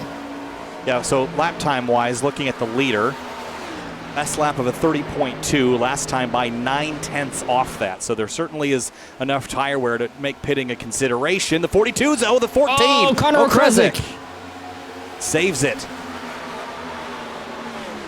It's about as impressive as Ed Robertson and Dwayne Culberson earlier. Did JT have a moment here? Right in front of the 14, who had to get out of the gas right Wow. there. Did a good job He did missing his teammate a solid right there. He certainly did. Look at Jake Nichols here to the inside of James Scioli. At the right time, he's in this mix. Look at the 28. Another lap down here. Here comes the 7. Yeah, that was a dangerous move a little bit. Got to go. Running out of laps. 45 to go this time through. This one might be the car to beat. Horn now 5 below the cut after making a pass on Cedric Hunter right there. Still working his way forward. Just so impressed with Seth Knoll. Oh, car in the wall. There's Travis Beckner. Yeah, this is getting high energy here. The 88, the 71, the 22. Getting pretty spicy in this group. I imagine Doug is begging just to get by Skylar Shackelford and get some clean air so he can go run the rest of the top 10 down, but the 88 does not want to let anyone by. Yeah, or does he have to? No, definitely the cork in the bottle, though, and it's making everyone search for grip elsewhere to try to make this pass. 8 sliding backwards as well, used up his tires pretty well. One car scraped the wall there out of turn 2. I think that was DeLeo. Oh, and Jake Nichols now up to 2nd. Just clearing the 7 is Jake Nichols. Michael Curran going to 4th. Arts in 5th. They're still all trying to catch the leader, Seth Knoll, in turn 1. We're about to see the strength of this one car, guys, because you got a driver that won 9 races and a couple of championships recently, and you have him behind you. If you can hold him off, you are absolutely a championship competitor. So he blinks out there for a moment. So if Jake Nichols can't dispatch this one car in the final couple laps of this race, that is a dangerous thing for Jake, because that one car has been so good, Eric. Yeah, absolutely. He's really putting on a show now. We had a moment there on lap 98, exit at 2. Greg Mitchell and Ben Pierce came together with some net code, and that sent Greg tumbling down the order. I'm impressed with the run this one car has put on. Like I said at the top of the show, just like Ricky Springer did last season, getting hot at the right time. Seth is doing that now. But the man who saved his tires is running him down. Jake Nichols last time by was a 10th and we'll call it a 10th and a quarter better. This lap, just only half a tenth better than the one car in front of him. Dom DeLeo hits pit lane. Sorry, Hunter. And look at Michael Curhan up to 4th place, making a good effort here late in the going. Talking about making a good effort, look at Connor Horn up to 5th. And he was quite a bit ways back after his little skirmish there with the ATA slate. But he's driven up inside this top 10, now cracked the top 5. And He's still got some speed. I would have thought that with the tire run, they'd be hovering right around the top 10, kind of like where Shackelford is, but he managed to break through, and he is still closing in, trying to make up some more positions. Yeah. He's got the 24 of Kern within his sights. That's a good point. I mean, he was driving all over the racetrack trying to get out of the way of the 8, but Eric Kidd has not slowed him down late in the run. He has still managed to maintain the rubber on his tires, and he's in striking distance here of this lead. He's very disciplined right now, is Connor Horn. He's holding the bottom. James Scioli to pit road. Not sure if a call came out over the radio on that one.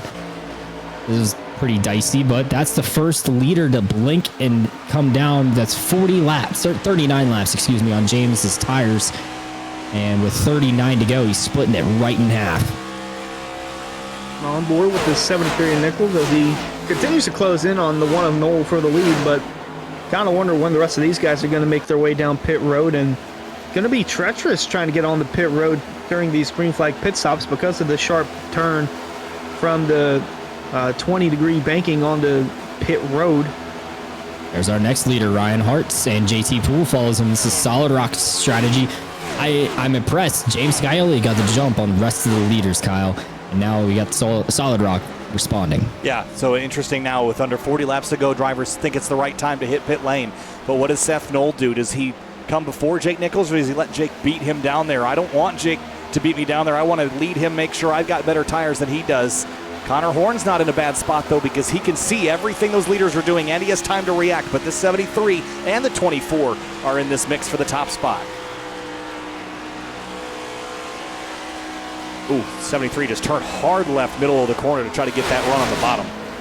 Connor was loose. You saw him wagging the car back and forth. I'm impressed. Michael Curran's been starting to widen the groove out in 1 and 2, but now Jake Nichols is going to prove the groove is a little wider in 3 and 4. He tries to get the run. We got pit stops here, but I think Curran. the 14 is having a moment. I don't see him on the leaderboard. Yeah, no, he must have dropped off. He is off track, whether internet related. He's disconnected. Yeah. Huh. Let's see if we can see what happened. This is a while ago. Was there more to it? Oh, made a mistake coming onto pit lane. Entering, and Connor decided it wasn't worth the rest of the night. Seth Knoll and Connor Horn, are down pit road. That leaves Jake Nichols to be your leader. Yeah, so I like beating Jake Nichols to pit lane, guys, but the 70-30 is really good also, so he could make the strategy work. I don't think he can stay out here for too much longer, though. No, the thing I'm looking at is he gets better on the longer runs, but we're not going to get a longer run. We're going to have another cycle on these tires, and this is going to be the last stint to the race to the finish of this race on these tires. And makes a pit stop now, but gotta wonder if he's got some short run speed in there. What happened to the one on Knoll? Oh no, Seth. No, he is. That was a scary blink, but he's back on the track, and that worried me as well. But he does beat Connor Horn off pit lane, and they'll rejoin the racetrack. There goes Scioli, the first to blink. I like the call from the 73 Camp Hunter, because coming into tonight, what did Jake Nichols have? A 35-point cushion to the cut line. You can be aggressive, and that's an aggressive pit call to run it a little longer, have fresher tires for the back end of the race. And you'll see Jake Nichols get a lot more aggressive here inside of 30 to go, as they are at 33 to go right now. Tyler Nichols now your leader. He's the one that's going to decide to run this long and trap a lot of guys a lap down. He's got 8th down, a lap down right now. So there's the 73, and the 1 and 42 go around is outside. And he's going to lose a couple seconds to him. I just don't know that there's enough time. Again, we've seen it take 15 or 20 laps before how you drive really starts to affect your pace. So I don't know that the 73's got enough time, but I've said that before, and he just always manages to be there at the end. And the 1 and 42 have to drive their tires pretty hard to catch up to the 24 and the 7, who are both ahead of them on the strategy. The 7 in particular. He's won 5 times before, the most of anybody this season. Is this the winning strategy? I mean, if a caution doesn't come out, it will be, but I don't know. It's going to be interesting because the aggression is still going to be throughout those that are outside of the top 10 trying to get whatever positions that they can, but I don't know. Still a lot of unanswered questions here with 30 to go. Cut line really shakes up with the pit cycle right now. Connor Horn in by a point over JT Poole. I'm impressed. Douglas Newbigin had a really good cycle now through the pit sequence. He was 3 seconds faster than JT Poole, whom he's now ahead of on pit lane. 40 seconds versus 37.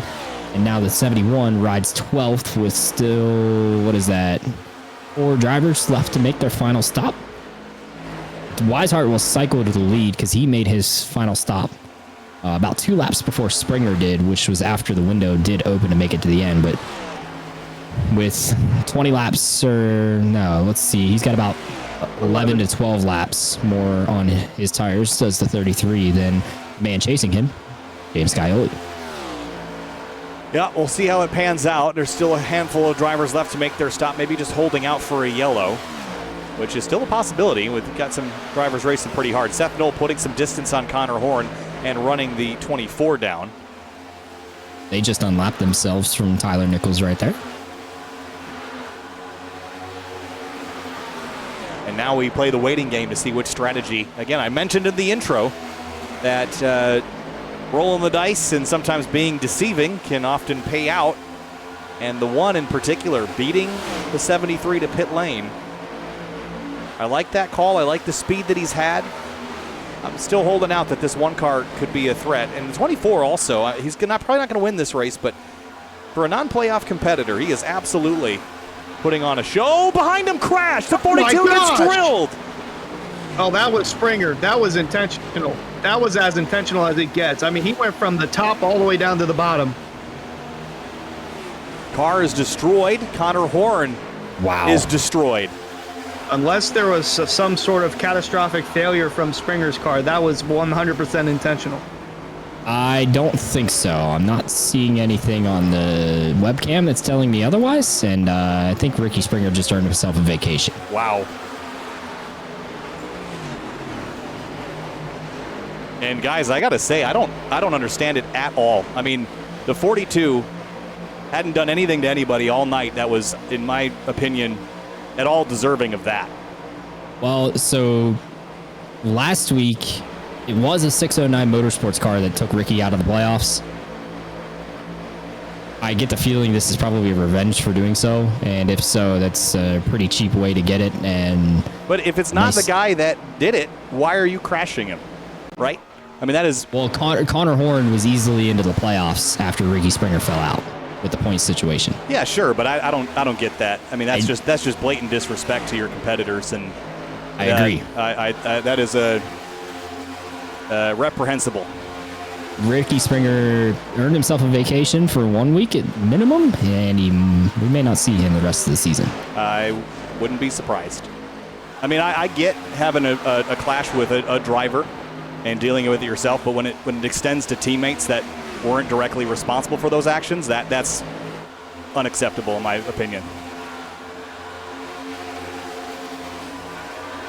But still a week for it to come back around. It does shift some things here in the top 5, or it will when things cycle out.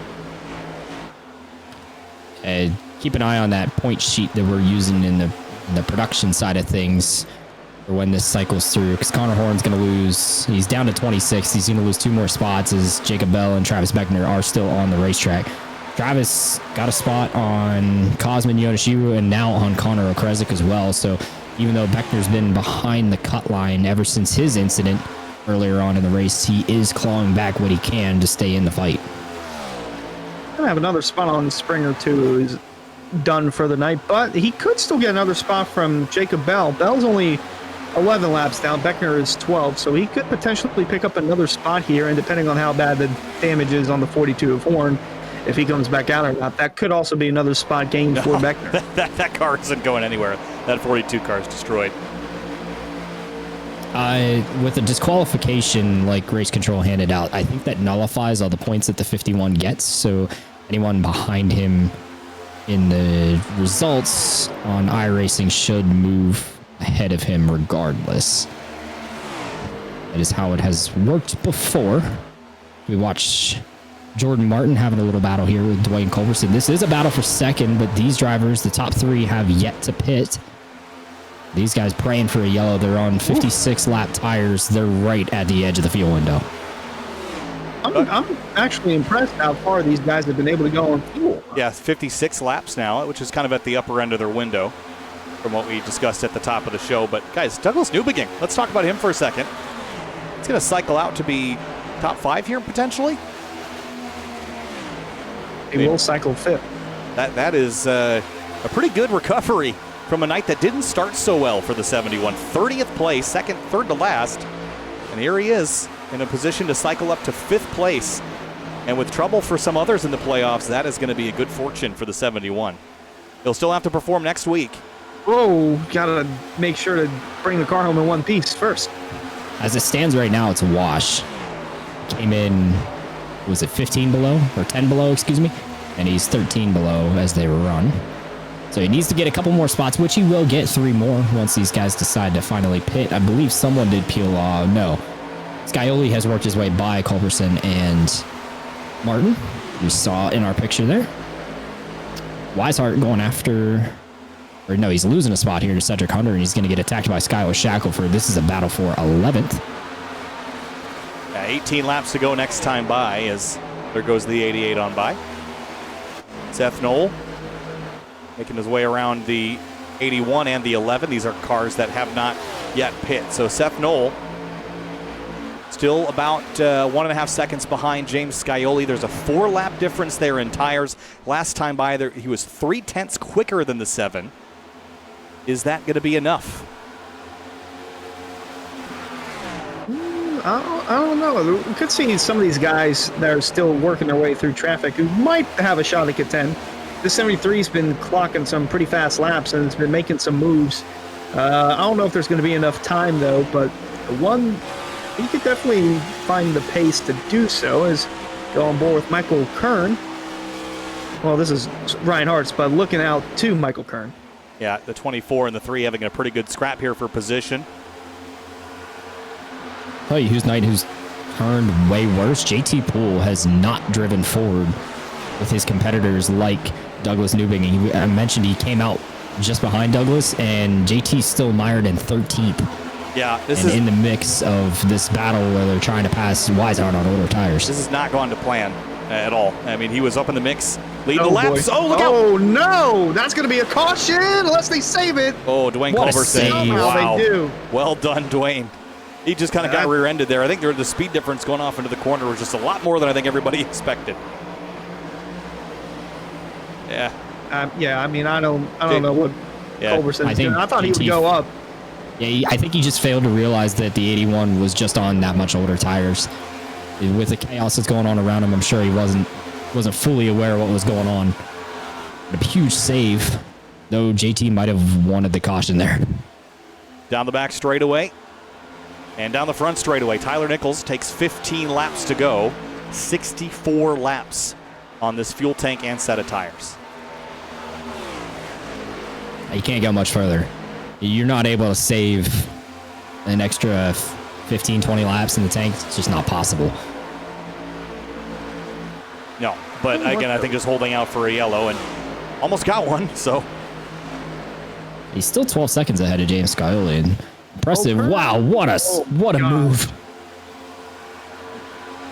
Wow, here comes the 73. He's trying to make up some ground. The lap times that he's been clicking, other than that previous lap, he ran a half second quicker than the 7 of Scioli, who will start leader. And he's still looking underneath the 3 of Hartz there. That got pretty close down the front straightaway. They almost came together, the 73 and the 3. I'm having flashbacks to last season. But this is only for what would cycle to be third because James Scioli and Seth Knoll are your leaders, but it's not too far behind to find that 73 and 3. And these guys are all on pretty equal tires for the most part, couple laps separate, but Seth Knoll is running slower than Jake Nichols, but both are running faster than James Scioli. It's about to come to a head here, guys. I don't know if we can check in on laps led for our playoff drivers. I'm curious who might have the bonus point for the most laps led currently in the race, whether that be Seth Knoll or James Scioli right now. It's definitely Seth Knoll. I'm going to say JT Poole's led a good bit of laps, too. I don't know if Nope, not, well, only 6. He was up there a bunch. But I think the 1 has been up there the most Probably consistently. Yeah, he's probably going to go to the 1, which he's right on the cusp. He was down coming in, and he's now got himself above the cut line with the chaos that has happened tonight. And the 41 just hit pit lane, so this is your top 5 cycled. It's Scioli, Knoll, Nichols, Hartz, and Kurhan. Here comes Kurhan to the inside of the 3, who's on the oldest tires, except for Scioli out front. Oh, and the Travis 1 Beckner is has worked himself at 26th. He's still gaining points. the 1 is still gaining on the 7, and so is the 73. Seth Knoll might be making a move for the lead here down the back. He is caught up with the 7 of Scioli. If he gets a good enough run, he might send it down low. Here he comes. He's got a big run, and Jake Nichols isn't close enough to take advantage of these guys side by side. We're coming to 10 laps to go. Here comes Seth Knoll to the inside. Scioli tried to cover, but it's not enough. Oh, they're going to touch. Wow. 10 laps to go. That's Beckner. Good on Travis to get out of the way and let the leaders battle it out. Now Jake Nichols is closing the gap behind these two as they run side by side. Knoll's going to get clear of James, and he's going to slide up. The 1 has the lead. That might be the set sail he needs. Put some goodbyes on, and he is gone. Well, this is great In that one because car. he put a car between himself and Jake Nichols, who I think is the most dangerous driver at the tail end of this race right now. 9 laps to go. Seth Knoll showing strength that I don't think anybody expected coming into the playoffs here. Absolutely not. And just trying to jog away from the 7. And he's got to hope that gets into a strong battle, the 7 does, with the 73 of Nichols. As he's not out of it just yet either, as we're coming to 7 to go. But all smooth sailing so far for the 1. Can he hold it off? As they run, this win would lock Seth Knoll into a race for a championship. JT Poole would be 10 points below his teammate Ryan Hartz. Travis Beckner has clawed back to 11 points out from the cut, now running 26th, and he's got a battle on his hands as Jacob Bell's on the same lap as him. Connor Horn, Kyle, has returned to the racetrack. How? Crucially, he has returned to the racetrack as Connor Okrezik was able to reconnect to the session after potentially an event because of the storms on the East Coast. And Connor was about to lose a spot to Okrezik in a few laps, so he got himself back out there, save a point. Every point matters here in the playoffs. I can't believe that that car was able to be fixed that quickly. But alas, he's back out and might be able to grab a spot. Got the required done. He spent 8 minutes on pit road. Kurhan takes this position away from Hartz. Yeah, that was a pretty spicy battle. But Seth Knoll, guys, think back to the Area 500. Did anybody expect him to not only make it to the Final 4, but lock himself in? I know we've got 6 laps to go, but even if he doesn't do it, he was close to it. I mean, it's just been an unbelievable playoffs for Seth Knoll. And Scioli and Nichols are going to give him a run for his money here, but this one is so strong. He's the fastest of the top 5 right now. And he's just too hot. I mean, this run that he's put himself on, Kyle, is impressive, and he's showing his strength. That's why I picked him to win tonight's race. I'm holding out. 5 to go. I'm sitting pretty right now, Hunter. Oh, well, my pick's sitting pretty in 3rd, but obviously I would like it to be a couple of spots better. But still the potential for a last lap pass or even a pass within the next handful of laps here as the 7's still trying to run down the 1. I don't think anybody expected the 0-7 to be running this well either. And with his elimination last week, that's going to be a bit of a sore topic. Case of what could have been there. Yeah, totally. And Seth Knoll is not losing ground to Scioli or Nichols. I think if the 73 can clear the 7, we might have a different story on our hands, and here he comes. Run out of time, though, for the 73 to run Knoll back down. JT Poole is bleeding points to the cut line right now, down to 14th. And that If he can get around Scioli, he might have enough time to do so. He's going to have to complete the pass here, though. Even then, it's still half a second. He'd have to gain a 10th a lap at least. Clears the 7. 3 laps to go. Seth Knoll leads the way. Jake keyed up. Sent a friendly hand out the window to James and made it pretty painless for the 73 to get by the 7. I I don't know, guys. I don't know that Jake is a 10th faster a lap here as they're coming to 2 to go. Going to have to be more than that, actually. 10th and a half, 2/10 a lap now. Through 3 and 4, all the drivers behind Seth Knoll running the middle groove to try to find something.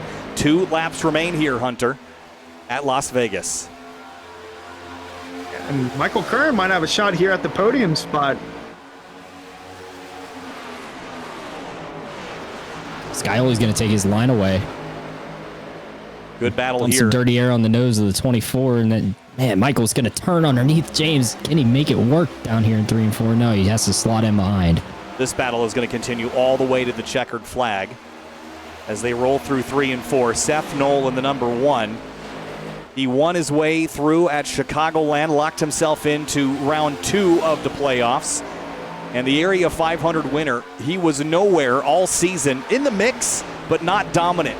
In the playoffs, he has been a force to be reckoned with. And every round of this playoff championship is absolutely cutthroat, eliminating so many drivers week after week. But this week, Seth Knoll, the number 1, as the battle rages on behind him for 3rd. Seth Knoll will be one of your final 4 competitors in the Area Cup Series finale. Seth Knoll wins at Las Vegas. Wow. What a run.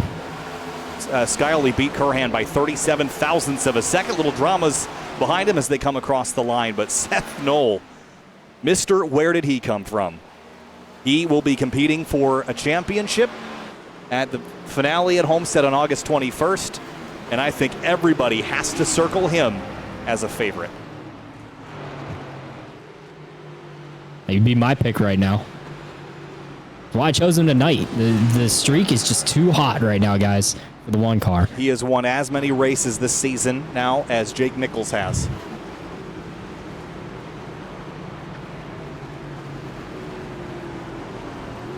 And that yellow on the number background is going to change to a shade of green next week.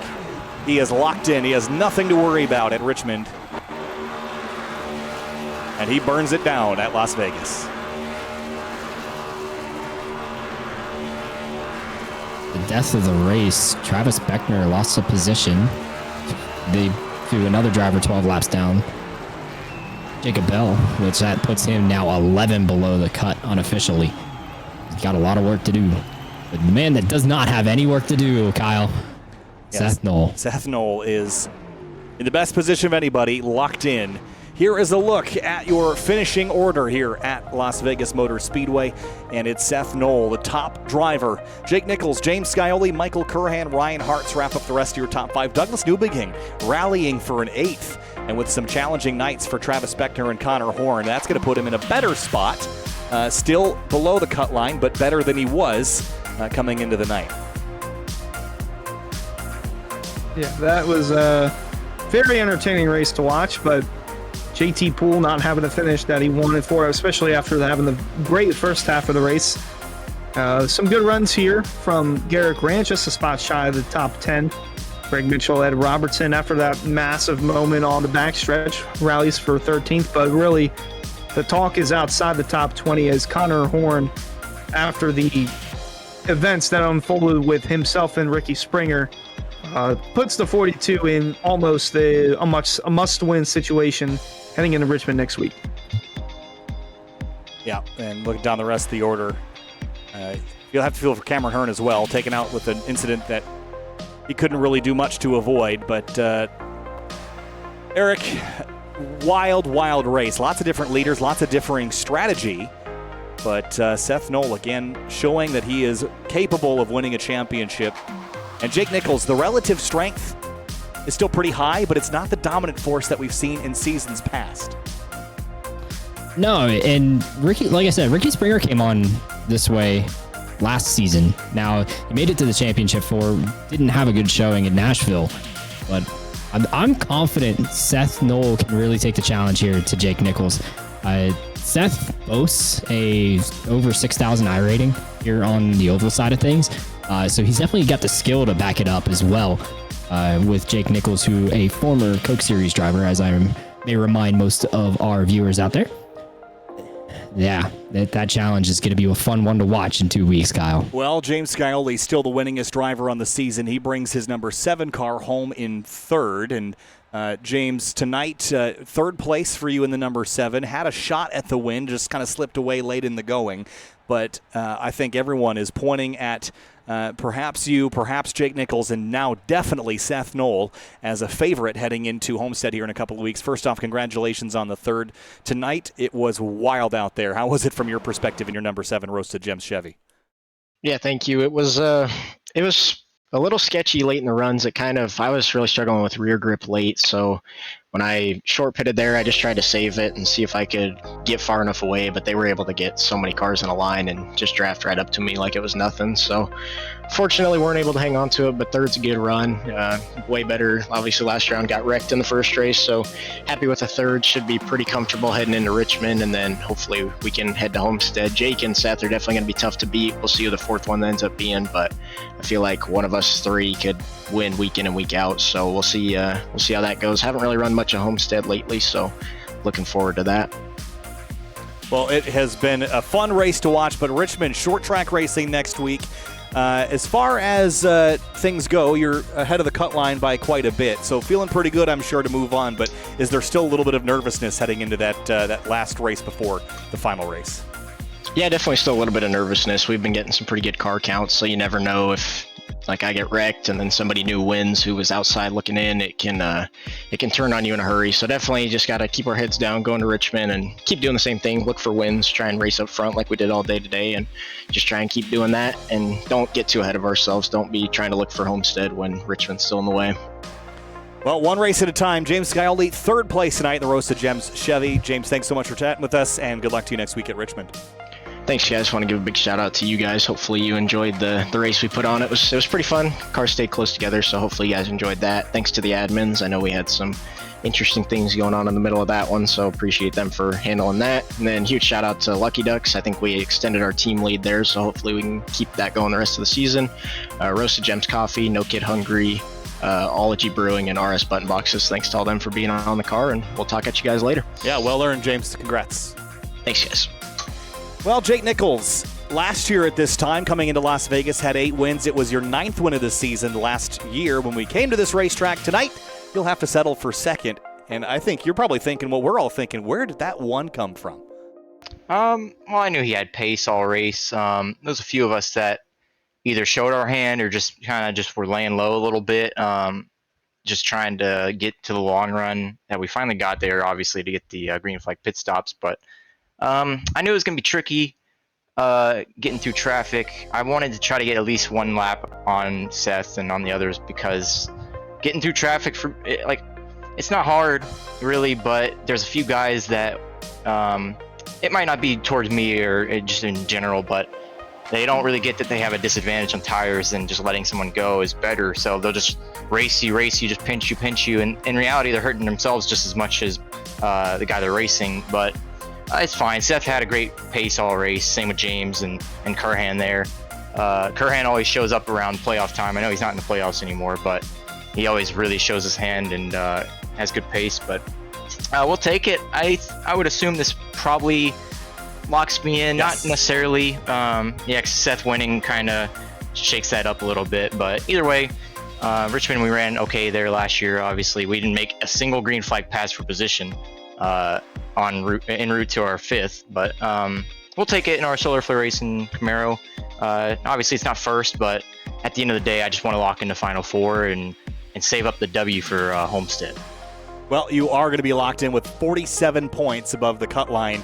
So, Jake, congratulations. You'll be fighting for a championship as if it wasn't a surprise to anybody. But a great strong run again tonight. 2nd place for the number 73 Solar Flare Chevy. Congrats, and we'll see you at Richmond. See you then. Thank you. And Seth Knoll, 3rd win on the season. And Seth, race calendar started with a win back at the Area 500, and all of a sudden a win at Chicagoland and a win here at Las Vegas. The 1.5 miles as of late have been kind to you, but you've locked yourself in now. You could completely ignore Richmond next week. The focus is on Homestead. First of all, congratulations, and you're really fighting for a championship. That's got to feel great. It feels good to lock in. But Richmond's the home track, so that's a big deal. We're still going for the win next week. But yeah, big moment to advance ourselves into the next round, put ourselves in Homestead. Last season we didn't even make the playoffs. Did some controversy wrecking Ricky at New Hampshire, but that's last year. We're in the Final Four. So we're going to try and go to Homestead, and we'll see who makes the cut after Richmond. I know Jake and James got a big advantage, and the cut line's going to probably be close between, I would assume, Ryan and JT. So we'll see who we're racing in Homestead. Yeah, it's going to be really tight. Looks like the cut line is right now between Ryan Hartz, Travis Beckner, and JT Poole, all within about 11 points of each other. So that's going to be a fun one to watch, Seth. Nothing to worry about next week at the home race, so you can focus on going out there and just having fun. But good luck to you. Congratulations, another victory on the season at a critical time for your championship hopes. Thank you. Got to thank the sponsors: Calusa Pines Landscaping, Thompson Pipe Group, Rick's Hot Sauce, Celsius Area Shop, Black Buffalo, Holston River Machine, BG Creative, Huckett Films, Miller Racing. We got it done. We're on. Got it done. Seth Knoll wins at Las Vegas. Congratulations. We'll see you next week. All right, thanks, boys. All right, guys, that wraps things up here from Las Vegas. This was a thrilling race as far as lead changes go. 3 wide, 4 wide at times, a little bit of drama as well deeper in the field. And the end of the season for some, potentially. But Eric, recapping things, it was exciting to say the least, but we now know at least 2 of our Final Four. There'll be Seth Knoll and Jake Nichols. James Scioli almost locked as well. And it's just that 4th and final spot that has yet to be determined. Yeah, as long as Jake Nichols makes a start next week, he's locked in. So I agree with you. He's pretty much locked. Same thing with James Scioli. He's 40 above the cut leaving tonight. Disappointed with the blemish on the race we saw, but putting that aside, what an incredible drive from Seth Knoll, proving he is absolutely a force to be reckoned with here down the stretch. I was impressed with Douglas Newbigging. He battled back from a poor qualifying effort to at least maintain. Now he's 15 out going into the next race, which is at Richmond. And like you said, Ryan Hart's only 11 above. Can't be comfortable with that. We saw the chaos that happened tonight and the shenaniganry as well, Hunter, that could absolutely flip a playoff race on its head. Don't expect to see that in Richmond next week, but it is a short track, 3/4 mile short track, a fun one to drive, and going to be a tough one for these drivers.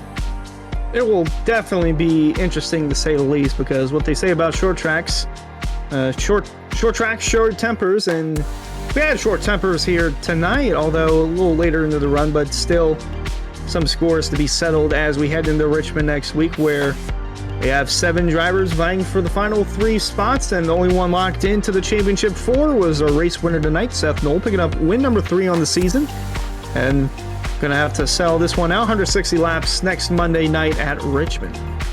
And before we head out tonight, race fans, be sure to check out rickshotsauce.com for some of the best hot sauces made locally in South Florida. Try the Loxahatchee Classic, Golden Garlic, Palm Beach Pineapple, or South Beach Heat. Follow the Rick's Hot Sauce Rookie of the Year battle in the Area Cup Series and see which driver will take home the $100 prize as the highest finishing rookie in the point standings. That's it for Las Vegas tonight. We'll see you from Richmond, Virginia next week. But we've still got 2 more races this week, the Area Truck Series tomorrow night and the Florida State Builders Pro Series on Thursday. We'll see you there right here from Las Vegas, Nevada.